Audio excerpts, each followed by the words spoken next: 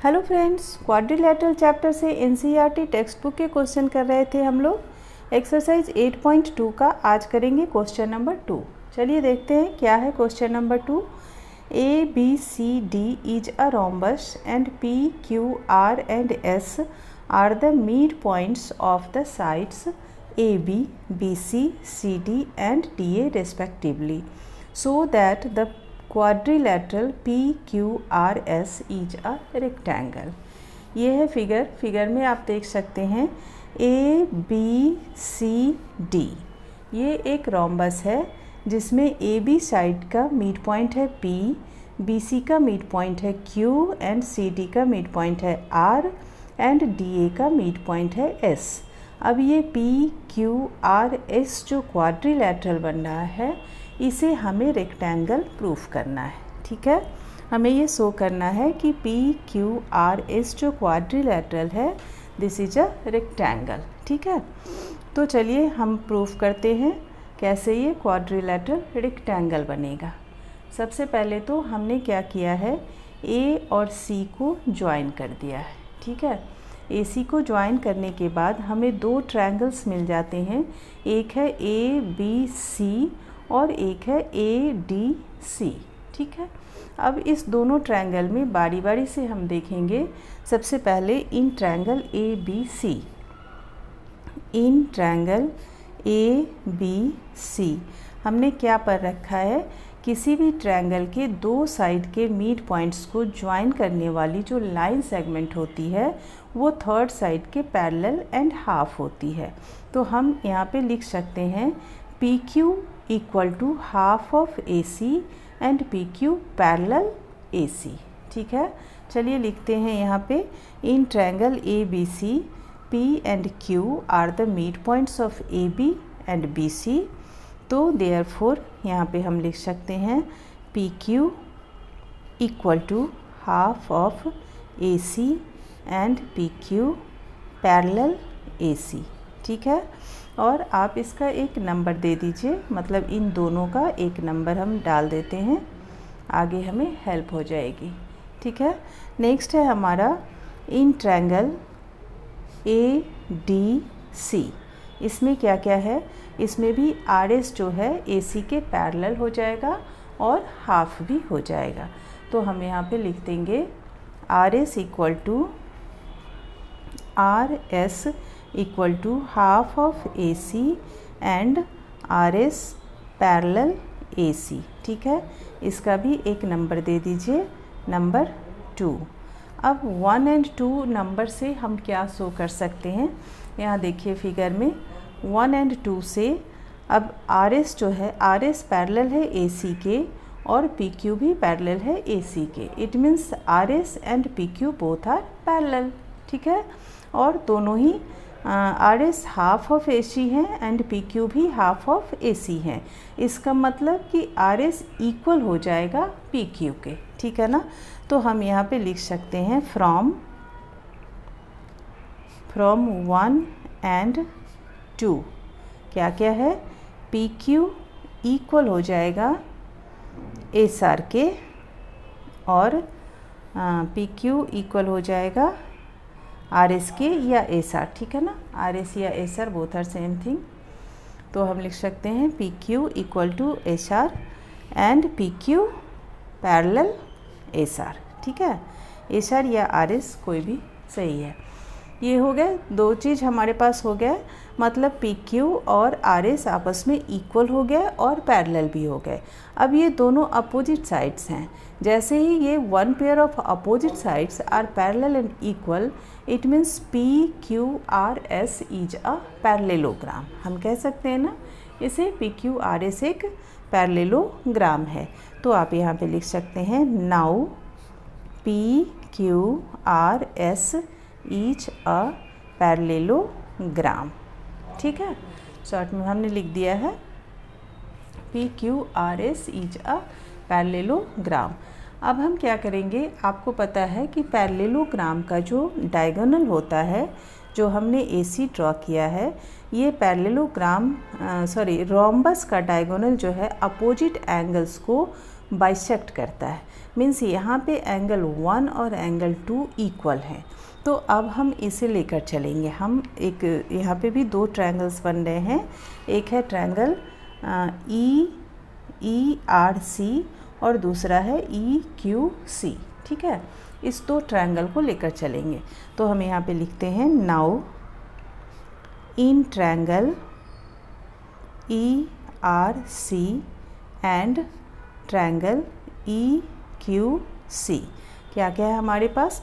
चूँकि ABCD एक rhombus है और इसका डायगोनल इस एंगल को बाइसेक्ट करता है C को, इट मीन्स एंगल 1 इक्वल हो जाएगा एंगल 2 के। तो हम यहाँ पे लिख सकते हैं एंगल 1 इक्वल टू एंगल 2। दूसरा EC जो है दोनों में कॉमन है, तो हम लिख देंगे EC इक्वल टू EC। और दूसरी चीज़ ABCD जो है रोम्बस है, इट मीन्स इसके चारों साइड्स इक्वल होंगे। तो अगर चारों साइड्स इक्वल हैं तो हाफ ऑफ साइड्स भी इक्वल होंगे, इट मीन्स CQ इक्वल होगा RC के या CR के, होगा ना। तो हम यहाँ पे लिख देंगे CR इक्वल टू CQ। अब क्या क्या हो गया, साइड एंगल साइड, इस ट्रायंगल में भी देखिए साइड एंगल एंड साइड। तो यहाँ पे हम लिख सकते हैं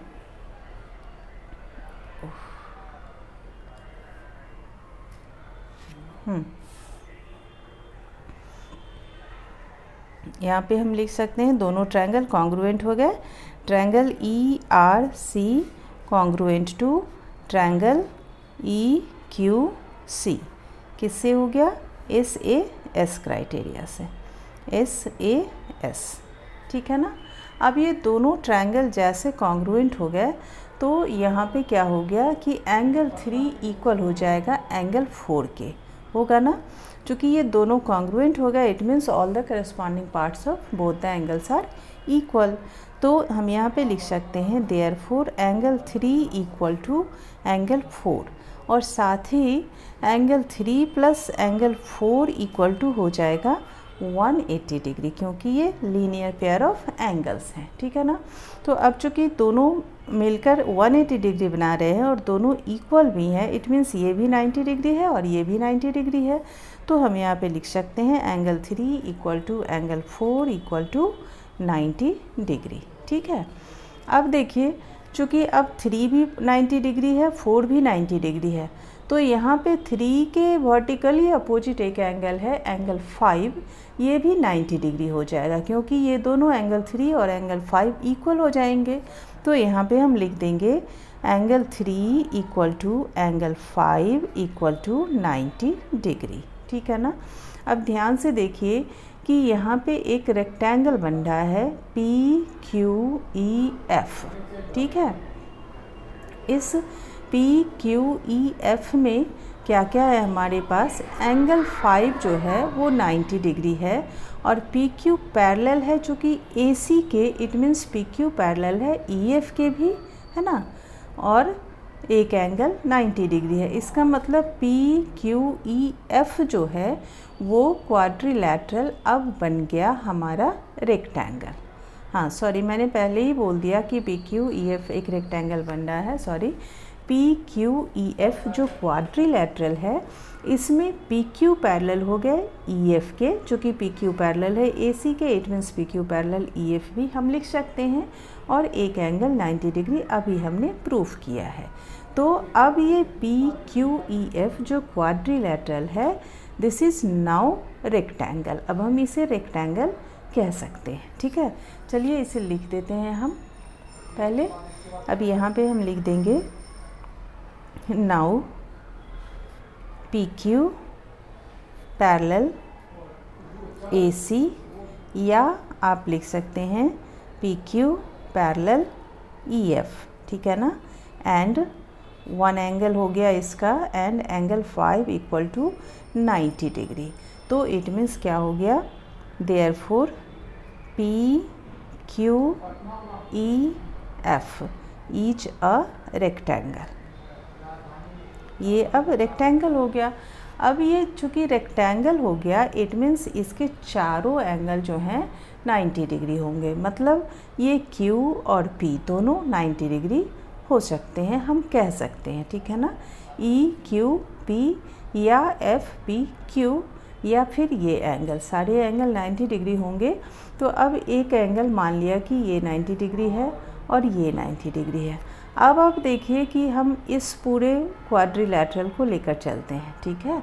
अब हम कह सकते हैं वन एंगल या टू एंगल, चलिए one angle in parallelogram P Q R S, हमने इसे पैरेललोग्राम प्रूफ किया था ना अभी यहाँ ऊपर में। तो इस पी क्यू आर एस में अगर एक एंगल 90 डिग्री है, इट मीन्स ये पी क्यू आर एस जो है एक रेक्टेंगल है, ठीक है ना। तो यहाँ पे आप लिख दीजिए, यही बात हम लिख देंगे, पी क्यू आर एफ, यहाँ पे हम लिख देंगे therefore P Q R F, sorry P Q